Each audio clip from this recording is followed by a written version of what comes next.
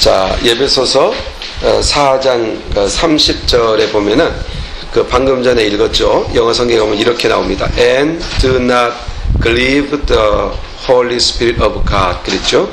근데 여기서 grieve라고 하는 이 단어가 그 상당한 슬픔을 나타내는 단어죠. 그래서 사전에 보니까 be sad나 be sorry보다도 훨씬 더 강렬한 의미를 나타내는 단어다 이렇게 소개하고 있어요. 그런데 이 원문 성경에도 원문 그 헬라어도 보면은 이 grieve라고 번역한 이 말을 우리말로 직접 번역하게 되면은 아주 몹시 정말 몹시 슬프다, 아주 매우 슬프다, 또는 가슴이 무너지는 것처럼 슬프다, 그런 의미를 갖고 있어요. 그러니까 성령님께서 그런 슬픔을 당하신다는 얘기예요. 정말 몹시 슬프다, 몹시 괴롭다, 몹시 마음이 아프다. 그 마음이 아픈 것을 아는 것은요, 사실은 저도 보면은 결혼하고 자녀들을 낳고 그러고 나서 그 마음 아프다는 걸 알았어요. 그때까지는 마음 아픈 것도 알았어요. 그러니까 마음을 서운하게 하고 이래도 마음이 아프죠. 그런 것도 마음이 아파요. 또 상처를 받아도 마음이 아파요. 또 일을 잘하다가 실패해도 마음이 아프고, 마음이 아픈 거 많아요. 근데 제가 아이를 낳고 그 아이가 막 열이 오르는데, 처음에 아이를 낳아서 막 열이 오르는데 애 막 있는 걸 다 토하고 먹지도 못하고, 그런데 그거가 한 일주일 정도 갔어요. 일주일 정도. 그런데 정말 견딜 수가 없더라고요, 마음이. 내가 대신 아팠으면, 이런 마음밖에 들지 않아요. 그러니까 아주 몹시 슬프다, 몹시 마음이 아프다. 누가요? 성령님이. 왜요? 왜 그런 말을 이 본문에 쓰고 있을까요? 이 성령 하나님을 슬프게 하지 말아라 이렇게 말해요. 근데 성경에 보면은 하라 이런 말이 훨씬 더 많아요. 그리고 하라는 권면이 우리가 듣기 좋아요. 그리고 하나님에 대하여서는 거기가 하라예요. 예배하라, 순종하라, 경배하라, 찬양하라. 그런데 오늘 본문에서는 마라, 네거티브한 단어를 쓰면서까지 강조하고 있어요. 뭐뭐 하지 말아라. 너무 강조하는 거죠. 정말 이 부정어를 써서 결코 해서는 안 돼 라는 말을 하기 위해서 이 그리브라고 하는 단어를 씁니다. 근데 이 성령님에 대하여, 성령님을 슬프게 하지 않으려면 먼저 성령님과의 관계를 이해해야 되죠. 어떤 관계이기 때문에 우리 때문에 그가 슬퍼하시는가, 이걸 알아야 되겠고, 그리고 성령님이 도대체 우리에게서 무엇 때문에 슬퍼하시는가, 이걸 좀 이해할 필요가 있어요. 그리고 그 사실을 알았다면 나는 적어도 무엇을 결심해야 되는가 하는 이 세 가지 측면에서 오늘 말씀을 좀 정리해 보려고 하는 겁니다. 먼저 성령님을 슬프게 하지 말라, 이 말씀을 딱 대하면서 성령님과 우리 관계는 어떤 관계일까? 성령님은요, 우리 안에 거주하시는 분입니다.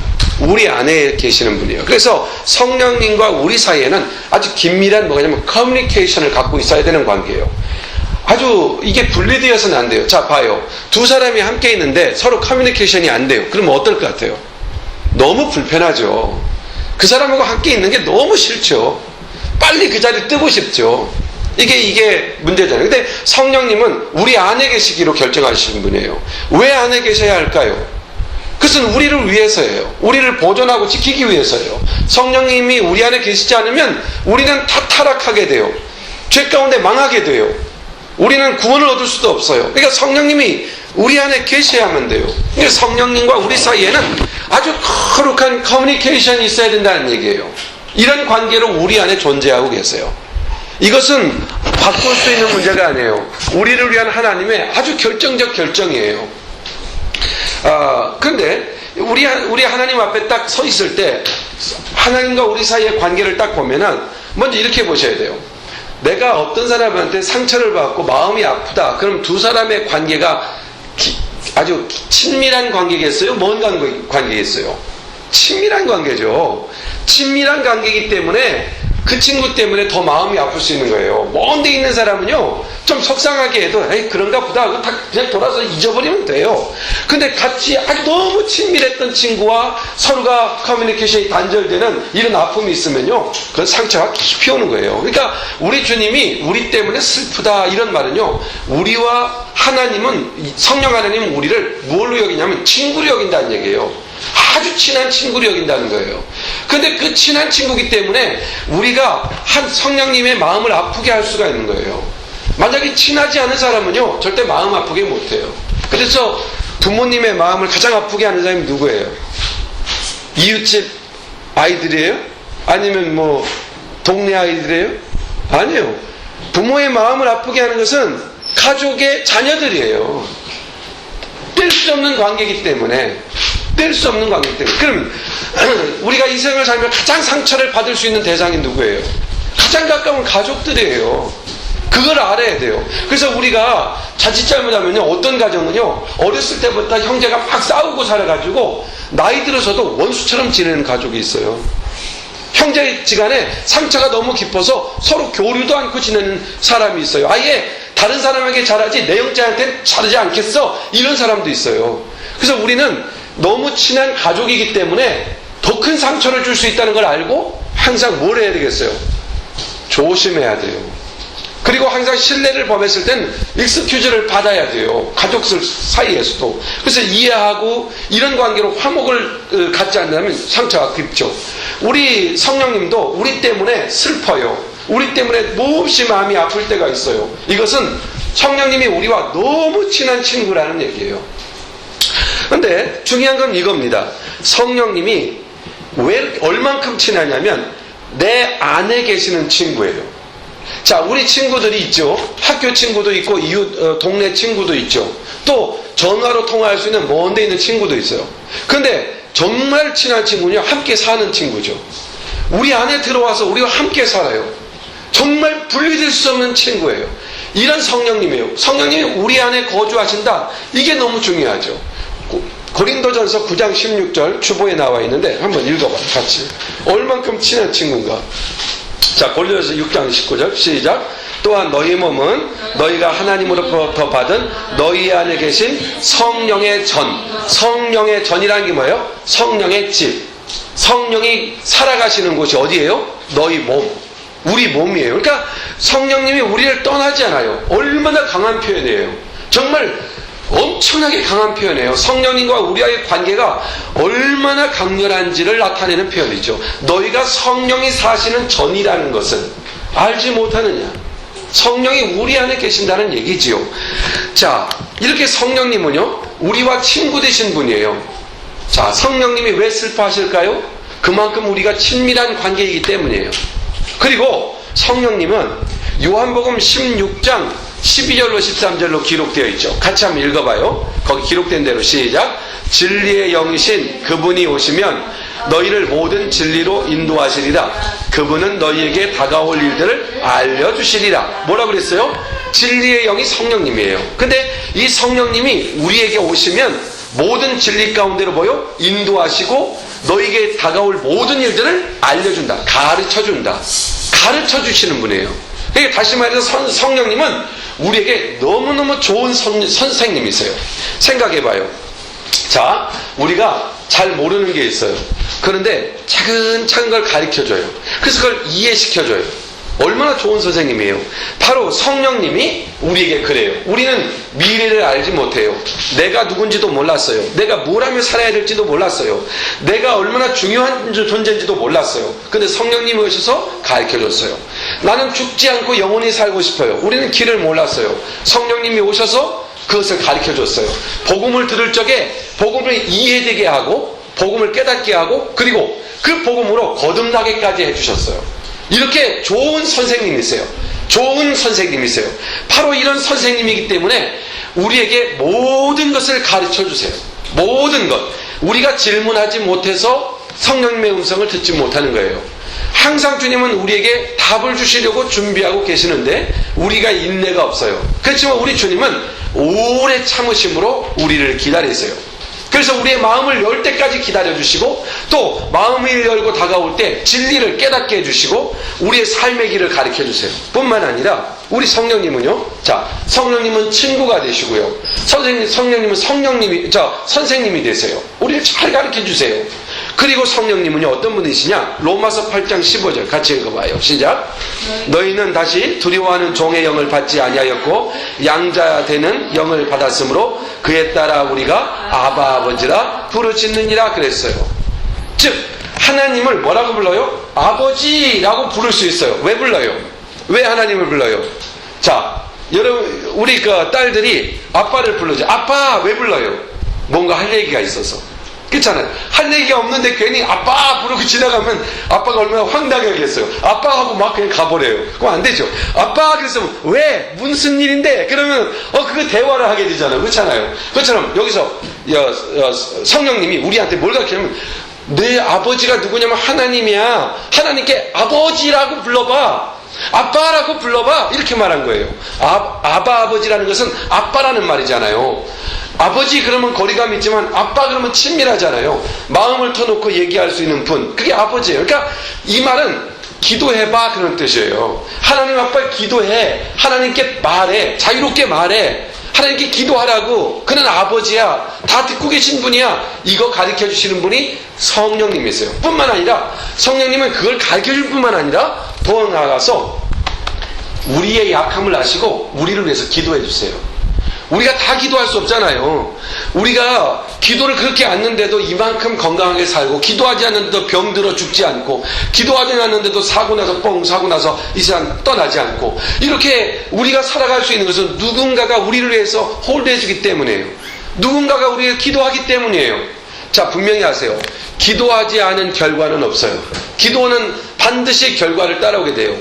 우리가 기도하지 않았는데 우리에게 은혜를 입고, 우리가 구하지 않았는데 우리가 상을 받고, 일이 잘 되고, 닫혔던 문이 열려지고, 이거 뭐예요? 누군가 기도했다는 거예요. 성령께서 우리를 위해 기도해요. 다른 사람이 우리를 위해 기도해요. 그 특별히 성령님은 우리에게 기도를 가르쳐 줄 뿐만 아니라 친히 기도해 주시는 분이세요. 얼마나 놀라우신 분이세요.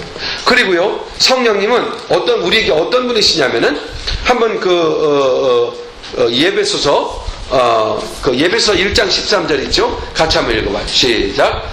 그분 안에서 너희도 진리의 말씀 곧 너희 구원의 복음을 듣고서 그분을 신뢰하였으니 또 너희가 그분을 믿고서 약속의 성령으로 인치심을 받은 것이니라. 여기 인치심을 받았다는 말이 나오죠. 그리고 오늘 우리가 읽은 30절에서도 그런 말이 나와요.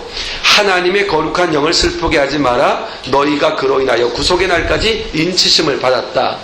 인이라는 말이 뭐예요? seal이죠. 이렇게 도장이에요. 도장. 꽝 찍는 거죠. 그러면 도장을 언제 사용하냐면 증명해낼 때예요. 증명해낼 때.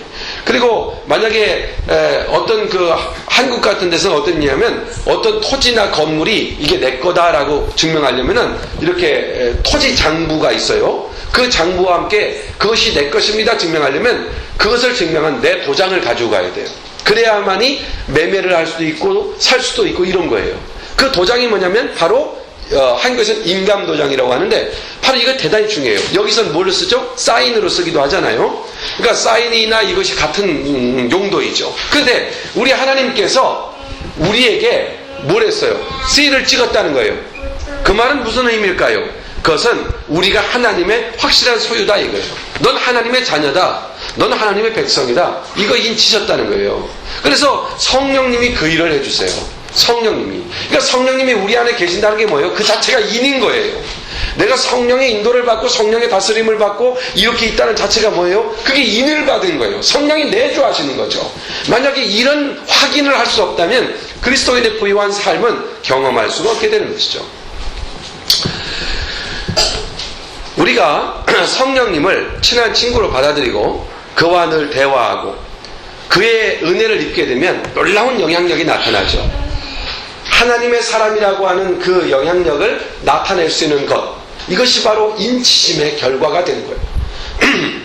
자, 그렇다면은 자, 성령님은 어떤 분이냐? 네 가지 주제를 가지고 정리했죠. 성령님은 누구로 알고 있어요? 누구라고 있어요? 친구예요. 아주 친한 친구세요. 나와 함께 사는 친구예요. 어쩌다 친구 집에 가서 친구랑 하룻밤을 보낸다고 생각해봐요.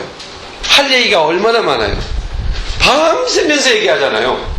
맞아요, 틀려요? 밤새도록 얘기했는데도 또 얘기할 게 또 있어요.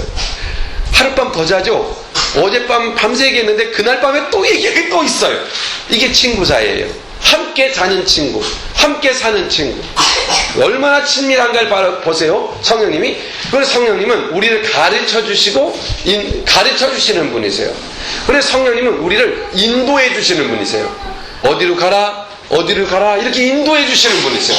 또 성령님은 우리와 함께 하나님의 나라 백성이라는 것을 확증해 주시는, 인쳐 주신 분이세요. 이렇게 성령님은 우리 안에서 우리와 뗄 수 없는 놀라운 은혜와 큰 사랑으로 우리 가운데 계시는 분입니다. 그런데 우리가 이거를 좀 생각해 봐요. 이런 성령님에 대하여 여러분은 얼마나 알고 있는가 하는 것이에요. 얼마나 알고 있는가. 요한복음 14장 7절에 보면 성령님에 대하여 세상 사람은 알지 못한다 그랬어요. 그런데 우리는 알아요. 우리는 그분을 알 수가 있어요. 세상 사람은 성령님을 절대로 알지 못해요. 그러나 우리 그리스도인들은 그분을 알아요. 어떻게 알까요? 첫째, 우리 안에 계시니까. 알지 않을 수가 없죠. 두 번째, 우리 성령님이 우리 안에서 일을 하시니까. 즉, 그 성령님을 뭐 할 수 있어요? 경험하게 되니까. 조금 경험한 사람은 조금 아는 것이고요. 많이 아는 사람은 많이 경험한 거 아니겠어요? 그처럼 어떤 친구는 너무 친해요. 뭐예요? 대화가 많이 있었다는 거죠. 어떤 사람은 얼굴만 보고 지나갔어요. 대화가 없어요. 친구가 아니에요. 그런데 어떤 친구는 어쩌다 한번 만나서 대화를 했어요. 그러면 어쩌다 친구예요. 그건 정말 아주 먼 친구죠. 친밀하다는 것은 대화가 많은 거죠. 그러니까 우리 안에 성령님이 계세요. 근데 성령님을 내가 잘 몰라요. 그것은 뭐를 의미해요? 많이 대화 안 했구나 이 얘기예요. 많이 대화 안 했구나. 성령님과 대화하는 습관이 중요해요. 자, 여러분들이 오늘 제가 여러분에게 설교를 하면서 이런 질문을 하나 드리고 싶어요. 성령께서 깨닫게 하시고 가르치시는 그 성령님을 얼마나 경험했나요? 이렇게 질문했다면 여러분 뭐라고 대답하겠어요? 참 가만히 생각해 보세요. 최근에 그가 성령께서 말씀을 통해 설교를 통해 찬양하는 가운데 생활하는 가운데 깨닫게 하시는 게 있었나요? 뭔가 깨닫게 하신 거 있나요? 또 그분의 지적으로 넌 이러면 안 돼, 화를 내서는 안 돼, 나쁜 마음 먹어서는 안 돼, 그 일을 계속해서는 안 돼, 이렇게 지적받은 적이 있나요? 또는 내가 기도하려고 할 때 기도를 잊고 있었는데 이건 기도해야 돼 라고 감동을 주신 적이 있나요? 이게 성령님이 하시는 일이에요. 그분의 말씀에 따라서 그 즉각적으로 고치고 그리고 받아들이고 인정하고 기도를 시작하면 성령께서 놀라운 역사로 우리를 고쳐주시고 회복시켜주세요. 순종할 때 이렇게 성령을 경험하게 되는 것이죠. 그러므로 성령께서 깨닫게 하시고 가르치시고 경험하게 하신 일들이 있습니까? 이렇게 질문했을 때 가만히 생각해 보면 반드시 있을 수밖에 없어요. 그분은 우리 안에서 그 일을 행하시기 때문이죠. 그런데 이렇게 우리 성령님이 우리 안에 거하시는데 성령님은 우리에게서 어떤 때 섭섭해 하시고 어떤 때 서운해 할까요? 자, 보세요. 자매들이 살잖아요. 우리 주영이 서영이도 자매잖아요. 살아갈 적에 서영이가 주영이를 섭섭하게 할 때 있죠. 또 주영이 언니가 서영이를 섭섭하게 할 때 있잖아요. 그 일들이 있잖아요. 그처럼 우리 안에 계신 성령님과 우리 사이에도 우리가 성령님을 섭섭하게 하는 게 있어요. 섭섭할 때 마음 어때요? 슬퍼지죠. 막 짜증이 나지 않아요? 막 그냥 정말 괴롭잖아요. 뭐 없이 슬퍼지잖아요. 그처럼 우리가 성령님을 마음을 아프게 하는 것들이 있을 때 성령님이 그 마음을 가져요. 우리에게 은혜를 주시고 우리를 구원하시고 우리에게 영원한 생명을 주시는 그분이 우리 때문에 섭섭해 하시면 되겠어요? 그러면 안 되죠. 그럼 무엇을 섭섭해 할까요? 자, 한번 이렇게 봅시다. 한 3-4가지를 살펴볼 수 있는데요. 먼저 한번 요한복음 6장 14절로 15절로 한번 읽어봤으면 좋겠어요. 성령님이 오신 목적이 나와 있는데요. 같이 읽어봅시다. 그분이 나를 영화롭게 하리니 이는 그분이 내 것을 받아서 너에게 알려주실 것임이라. 아버지께서 가지신 것은 모두 내 것이라. 그러므로 그가 내 것을 가지고 너희에게 알릴 것이라고 내가 말하였노라. 예수님의 말씀이죠. 근데 여기 예수님의 말씀에 보면 한마디로 이렇게 말해요. 그가 오시면 할 때 그는 성령님이세요. 성령님이 오시면 그리스도를 영화롭게 할 것이다. 이렇게 말씀하세요. 성령이 하시는 일이에요.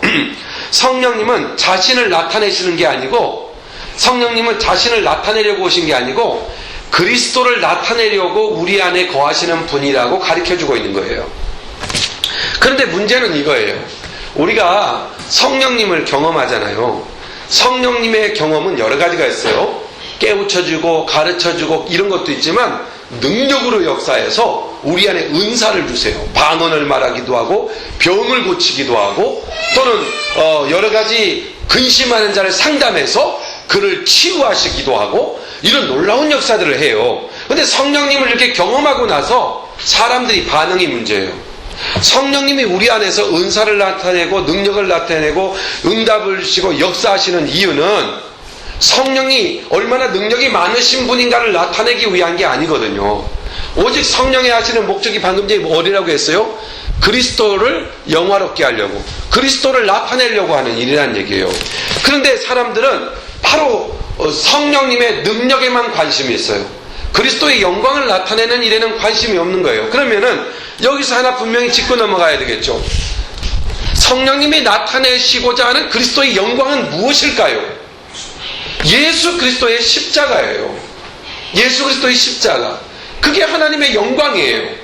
어떻게 영화로우신 하나님이 인간의 몸을 입고 이 땅에 와서 그 처참한 십자가에 잔인하게 죽을 수 있느냐는 거예요. 그 영광스러운 하나님이 왜요? 우리 생명을 건지려고.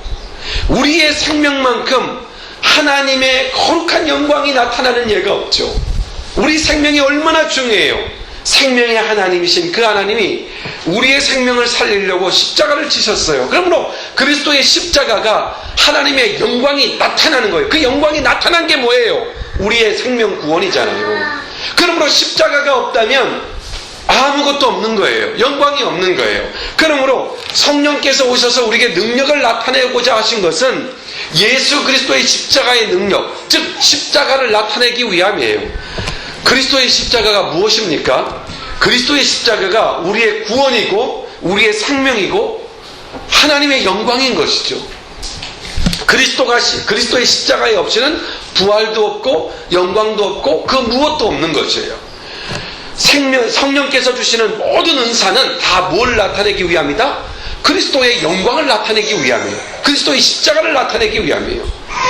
성령님이 우리의 삶 가운데 역사하신다면, 능력으로 나타내기 원한다면 그건 반드시 어떻게 나타나야 돼요? 그리스도의 십자가로 나타나게 되는 거예요. 그것을 이루시고자 함인 것이죠. 우리에게 성령의 능력을 경험하게 하시는 목적이 분명해졌습니다. 그것은 우리가 우리에게 주어진 십자가를 잘 감당하기 위함이에요. 그리스도의 십자가가 그리스도의 영광이라고 한다면 그리스도께서 이랬어요. 사도 바울의 고백처럼 내가 이제 사는 것은 그리스도의 남은 십자가, 즉 그리스도의 남은 고난을 짊어지고 살려는 것이다. 이렇게 말해요. 또 예수님은 친히 이렇게 말씀하셨어요. 너희가 나를 따라오려 것은 자기의 십자가를 지고 따라오너라 그랬어요. 그러니까 성령님의 능력이 관건이 아니라 우리가 져야 될 십자가가 너무 무겁기 때문에 성령께서 능력으로 역사해 주셔서 그 십자가를 지게 하기 위해서 능력으로 역사해 주시는 거예요. 성령님이 오시는 것은 우리를 치료하시는 데 목적이 있는 게 아니고, 능력이 나타나 어떤 기적을 나타내는 데 목적이 있는 게 아니고, 그렇게 하심으로써 누구를 나타내려는 거예요? 그리스도에서 남겨준 십자가를 지고 이 땅에서 당당히 그 십자가를 나타내려고 하는데 목적이 있다는 얘기예요. 이게 참 어려운 얘기인데요. 이해가 되셔야 돼요. 예를 들어 봅시다. 어떤 사람에게 엄청난 가난이 왔어요. 성령님, 이 가난을 극복하게 해주세요. 그래서 가난하지 않고 부자가 되게 해주세요. 이렇게 기도할 수 있어요. 성령님은 부자 되게 할 수 있어요. 그런데 그게 목적이 아니라는 거예요. 오히려 성령님이 이렇게 역사할 수 있다는 거예요. 능력을 많이 주셔서 가난한데도 가난 때문에 주눅들지 않고, 가난 때문에 넘어지지 않고, 가난 때문에 인생을 포기하지 않고, 가난한 자로서 당당하게 세상에서 당당히 그리스도의 일을 하며 살 수 있는 힘을 주실 수도 있다는 얘기예요. 어떤 것이 더 하나님께 영광을 나타내느냐, 우리 주님은 성령님 거기에 더 관심이 있을 뿐이에요. 사도 바울이 아파서 고쳐달라고 했어요. 우리 주님이 나타나서 말했어요. 안 고쳐주겠다는 거예요. 왜? 그 약한 가운데서는 더 큰 능력이 나타나기 때문이다. 그 능력이 뭐예요? 그리스도의 영광이에요. 십자가의 능력이에요. 죽었지만 살리는 능력이에요. 나는 망한 것 같지만 다시 부흥케 되고 살아나는 역사들이에요. 내가 죽어서 한 알의 밀알이 죽어서 그가 그로 인하여 죽지 아니하면 많은 열매를 맺을 수 없다 그랬어요. 그러니까 우리가 죽을 수 있는 능력, 이게 뭡니까? 성령의 능력의 꽃이라는 얘기예요. 엄청난 것이죠. 그러니까 우리 그리스도인들은요, 부자가 되지 않고 또 건강하지 않고 또 없어도요, 얼마든지 이 땅에서 최고의 프라이드를 가지고 최고의 긍지를 가지고 사람들에게 영향력을 미치며 다른 사람을 변화시킬 수 있는 그런 역동성이 우리 그리스도인에게 있다는 거예요. 그 일을 위하여 때로는 가난한 자를 위해서는 가난하게 되시고, 부자를 위해서는 부자처럼 행하시고, 또 강한 자에게는 강한 자처럼 행하시고, 약한 자에게는 약한 자를 선교했기 때문에 그리스도인의 부자도 필요하고, 그리스도의 권력도 이 정치인도 필요하고, 그리스도인의 기업인도 필요하고, 이래서 우리에게 그 길을 허용하시는 것뿐이지, 성령께서 일하시는 것은 성령의 능력으로 우리 자신을 세우려는 데 목적이 있는 것이 아니라, 성령의 능력을 받아서 어떤 상황이든지, 가난에 처하든지 부하에 처하든지 있든지 없든지 그리스도의 영광을 나타내게 할 수 있는 능력이 어디에 있어요? 성령의 능력이죠. 그래서 성령의 능력이 없으면 어디에 빠져요? 비교의식에 빠지잖아요. 그런데 성령의 능력이 있으면 절대 비교할 이유가 없어요. 너무 하찮으니까. 성령의 능력을 알게 되면 이 능력이 너무 크므로 세상에 있는 것이 얼마나 하찮은지를 알게 되니까, 저는 여러분들이 이런 영적 수준에 이를 수 있기를 주의 이름으로 축원합니다. 이 수준이 필요합니다. 다 우리가 미성숙하지만 그런 능력을 경험하는 사람들이 적어도 우리 모임 중에 적어도 한 30%라도 됐으면 좋겠어요. 30%면은 몇 명 돼요? 30% 이상이 됐으면 좋겠어요. 단 한 명만 나와도 대단한 역사죠. 그렇지 않아요? 이해가 되나요? 자, 우리 성령님께서 뭘 슬퍼해요? 성령님의 능력에만 주목하는 사람이에요. 밤새 기도해. 능력 달라고. 우리 성령님은 오히려 슬퍼할지도 모르죠. 왜 달라고 하는지를 알아야 돼요. 목적이 어디 있어야 돼요? 십자가를 지려고. 그리스도의 남은 고난을 짊어지려고. 그 능력이 필요한 거예요. 우리 주님이 슬퍼하시는 것은 성령이 오신 목적을 이해하지 못하고 오직 자기 자신의 필요에 의해서 능력을 구할 때 성령님은 슬퍼하신다. 상당히 적용하는 게 좀 더 영적인 것이라 어쩌면은 어떤 사람에게는 배타감이 생길 수 있는 그런 내용이에요. 그러나 이게 사실이에요.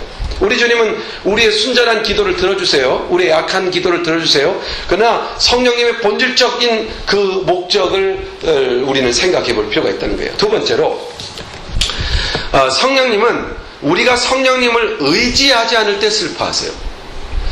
우리가 그러면서 의지한다는 게 뭐냐면 의탁하고 인생을 살아라 그런 의미가 아니에요. 여기 의지한다는 것은 마치 성령님께 이렇게 기됨으로써 설 수 있는 걸 말하는 거예요. 딱 세워지는 거. 그러니까 우리 스스로는 이 세상에 바르게 설 수가 없어요. 그러니까 성령님이 바로 서 있기 때문에 성령님께 이렇게 붙어 있는 거예요. 어떻게 이해해야 될까요? 자, 잠깐만요. 자, 이렇게 기둥이 서 있으면 받침대가 있어서 이렇게 반듯하게 서 있잖아요. 근데 우리에게는 받침대가 없어요. 우리는 그래서 이렇게 서 있어도 이게 서 있는 건지 기울어져 있는 건지 이걸 몰라요. 넘어져 있으면서도 서 있는 줄 알고 살아가는 사람이 있어요. 기준이 다 틀리니까요. 근데 성령님이 오셔서 그 기준을 딱 인도해 주세요. 그 기준이 되세요. 인도자가 되세요. 표준이 되세요. 그래서 우리는 누구에게 붙어 있어야 돼요? 마치 가지가 줄기에 붙어 있듯이 우리 자신이 성령님과 딱 붙어 있으면 성령님은 언제나 옳은 자리에 있어요. 성령님은 언제나 진리세요. 그래서 넘어지지 않고 방황하지 않는다는 얘기예요. 바로 이게 성령님과 동행하는 거예요. 자, 그래서 성령님은 이렇게 의지하지 않을 때, 성령님과 함께하지 않을 때 성령님은 슬퍼하세요. 여러분, 우리가 지난주에 큐티를 하면서 저희 가정 예배 드릴 때도 이 말씀을 나눴고, 또 여러분 큐티 하면서 다 예배소서를 큐티했을 거예요.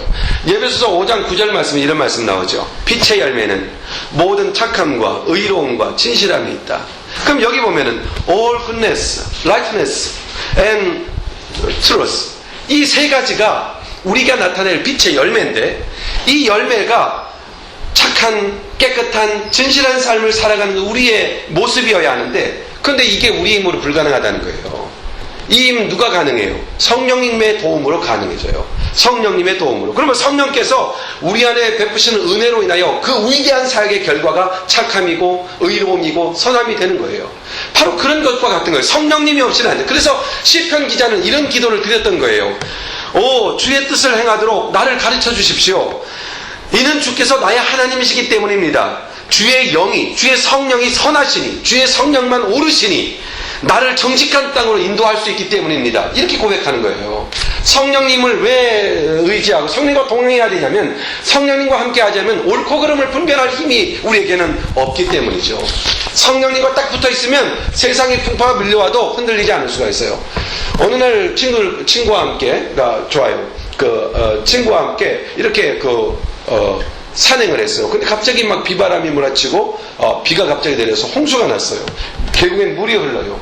가슴이 차오르고 목까지 차오르는 그런 계곡을 건너야만이 살 수가 있어요. 근데 한 친구는 아주 힘이 세요. 덩치도 있고. 그리고 한 친구는 왜소해요. 힘도 약하고. 그러니까 친구가 말해요. 친구야, 나를 꼭 붙잡고 있어야 돼. 나하고 꼭 붙어야 돼. 왜냐하면 우리가 이 험한 이 강물을 건너려면, 밀려가지 않고 건너려면 넌 나한테 붙어 있어야 돼. 네가 나한테 떨어지면 넌 아마 실종될 거야. 꼭 붙어야 돼.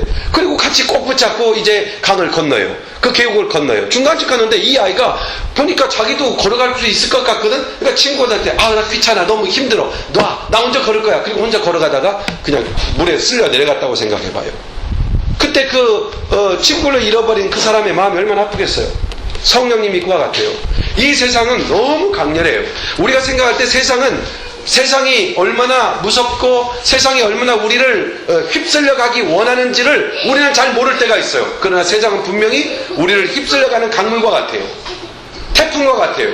이 속에서 우리가 견딜 수 있는 것은요, 성령님을 붙잡는 것밖에 없어요. 성령 앞에 딱 붙어서 성령과 함께 동행할 때만이 세상의 흐름 속에 흘려가지 않을 수가 있어요. 그래서 우리 주님은요, 성령님과 딱 떨어져서 혼자 세상을 살려고 할 때 슬퍼하세요. 세상에 밀려서 떠내려갈 것이 분명하거든요. 세상에서 다 망하게 될 것이 분명하거든요. 그래서 마음이 아파요. 그러니까 성령님과 한순간도 분리되지 않는, 성령님을 항상 마음에 모시고, 모시어 있는 그분을 인정하고 그분과 교제하면서 인생을 살아갈 때 성령 하나님은 기뻐하시는 것이죠. 또 하나는 갈라디아서 5장 6절에 이런 말씀이 있어요. 성령을 쫓아 행하라 그랬어요. 자, 이것은 성령의 인도를 받으라는 말인데요. 성령의 인도를 받으라는 말인데, 이런 거예요. 우리 성령님은요, 한순간도 우리에게 입을 닫고 계신 적이 없어요. 쉬운 얘기로 이런 거 보면 돼요. 여러분 부모님 생각하면 돼요. 부모님. 얼마나 잔소리가 심해요. 하루에 10번, 20번 와도 잔소리 하잖아요. 다 알고 있는데, 그리고 다시 와서 실수했다가 또 와서 잔소리 하잖아요. 왜 해요? 그렇게 하지 않으면 고칠 수가 없기 때문이에요. 혼자 다 알아서 한 번 딱 들은 걸 혼자 고칠 수 있으면 얼마나 좋겠어요. 근데 잊어요. 알면서도 못 지켜요. 그래서 자꾸만 지적해줘요. 성령님이 그래요. 성령님은 우리 안에서 그건 안 돼, 이건 해, 이건 좋다, 이건 이렇게 하는 게 좋겠구나, 이게 다 행복한 일일 거야, 끊임없이 말씀하세요. 성령님은 우리가 조용히 귀를 기울여서 성령님이 말씀하시는 음성을 들을 수 있어요. 성령님의 스피커는 몇 가지가 있어요. 그 중에 하나가 감동이에요. 마음을 감동하시는 거예요. 마음을 감동해서 우리에게 말씀하시는 스피커로 사용하세요. 두 번째는 양심의 찔림이에요. 양심의 찔림. 양심이 쿡 하고 찔리듯이 이렇게 강렬하게, 예수 믿기 전에는 살짝 찔렸던 것인데 예수 믿고 나서는 우리 양심이 회복돼서 강하게 찔려오게 돼 있어요. 성령이 그런 역사를 사용하세요.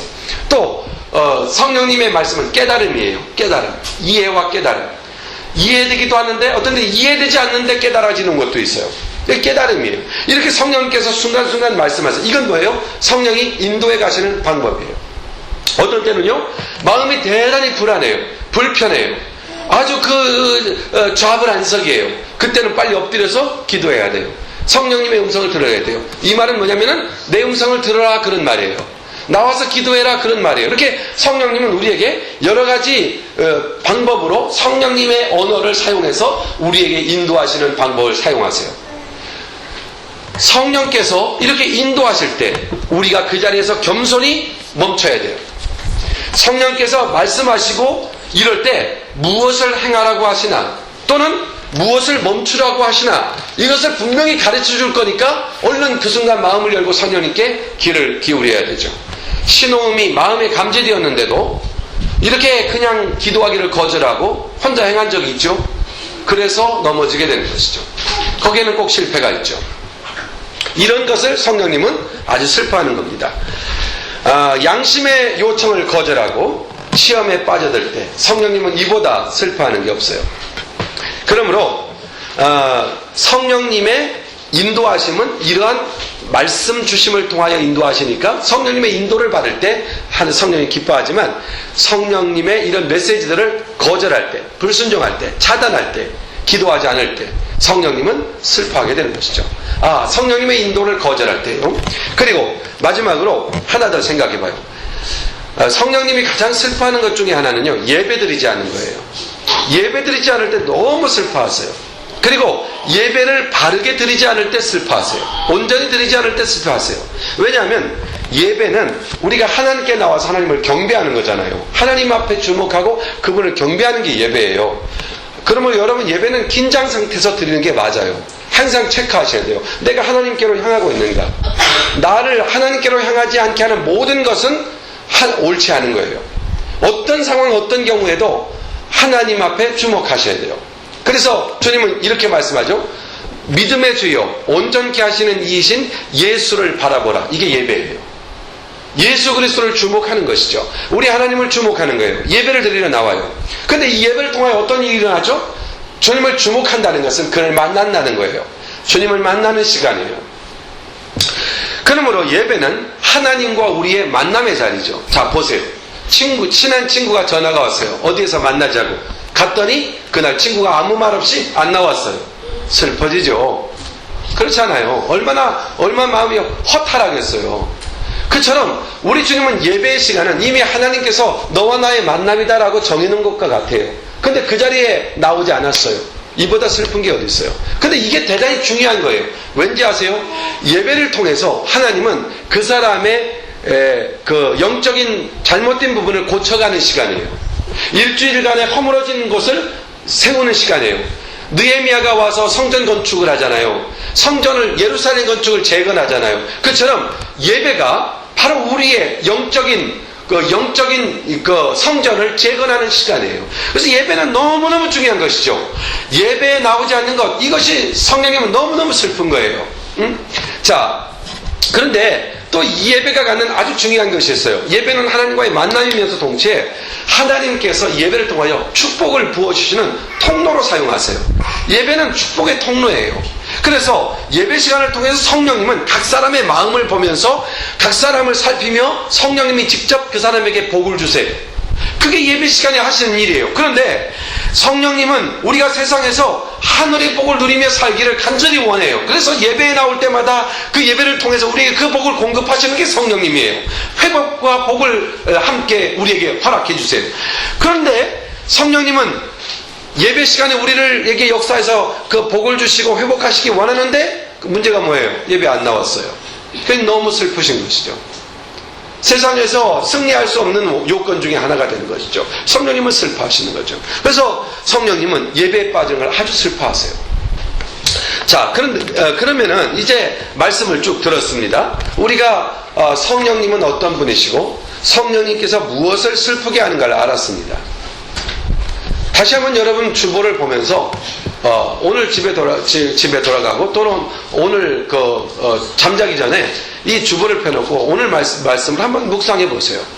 성령님은 어떤 분이신가, 내게 어떤 친구신가, 그리고 그 성령님은 어떤 때 나에게서 대단히 서운해 하시는가. 결론은 이거죠. 슬프게 하지 말아야 돼요. 성령님은 슬프게 할 대상이 아니고 함께 더불어 살아가야 될 아주 좋은 친구시잖아요. 우리 인도자시잖아요. 자, 그래서 성령께서 끌어당기면요, 끌어당기는 대로 끌려가겠다는 결심이 필요해요. 성령님이 끌어당기면 끌려가겠습니다. 이게 결심하셔야 돼요. 이게 대단히 중요한 결심이에요. 성령님이 하지마, 안 돼, 이건 해, 경고하실 때 예, 알겠습니다, 순종하는 거죠. 성령님이 이끄시는 대로 가고, 성령님이 가책을 주시고 깨우침을 때 네, 순종하겠습니다, 즉각 고치셔야 돼요. 그러면 바로 복 있는 사람이 되는 거예요. 자, 물이 쫙 빠져나가서 갯벌만 드러났어요. 배가 어떻게 하겠어요? 갯벌에 그냥 착 넘어질 수밖에 없죠. 물이 빠져나간 갯벌에 배는 아무런 힘이 없어요. 물이 가득 차오르면 배는 자유롭게 놓아져서 갈 수 있죠. 우리 안에 성령님으로 충만하셔야 돼요. 그 충만이 뭐냐면 성령님 이끄시는 대로 가겠습니다 하는 마음이에요. 성령님이 저한테 깨우쳐주면 그대로 순종하겠습니다, 이 마음을 가지면 이게 충만이에요. 이러면 성령님께서 자유로이 우리를 인도하세요. 오늘 말씀을 정리하면서 두 가지 질문을 하고 싶어요. 그리고 그 두 질문 중에 하나를 여러분은 대답할 수 있어야 돼요. 여러분은 성령 하나님을 슬프게 하며 살 것입니까? 아니면은 성령님을 기쁘시게 하며 살 것입니까? 이 두 가지 질문 중에 성령님을 기쁘시게 하는 자가 되겠다는 결정과 결단이 여러분에 있어서, 정말 성령님을 기뻐하는 것은 그와 동행하는 것이고, 그에 동행한다는 것은 그의 말을 들으며 그와 함께 더불어 산다는 것인 걸 고백하고, 이번 한 주간 동안 우리 안에 계신 성령님과의 긴밀한 교통을 회복하는 그런 놀라운 역사가 여러분들의 있기를 주의 이름으로 축복하는 겁니다. 기도하십시다. 아버지, 감사합니다. 오늘 주님의 은혜로 우리가 주님의 말씀을 들었습니다. 오늘은 성령 하나님을 슬프게 해서는 안 된다는 거, 그것을 말씀을 통해 배웠습니다. 이번 한 주간 살아가면서 성령님의 슬퍼하시는 것들을 우리 안에 우리가 다 하나씩 끊어가게 하시고, 성령님이 기뻐하시는 삶을 살아서 성령님과 동행함으로 성령님의 인도하심과 돌보심과, 그리고 성령님께서 주시는 갖가지 많은 은사들을 통하여 우리에게 맡겨진 십자가를 당당히 지고 나아가는 그런 복된 우리 사랑하는 주의 사람들이 되게 하여 주옵소서. 예수님의 이름으로 기도하옵나이다. 아멘. 아멘. 주 믿습니다.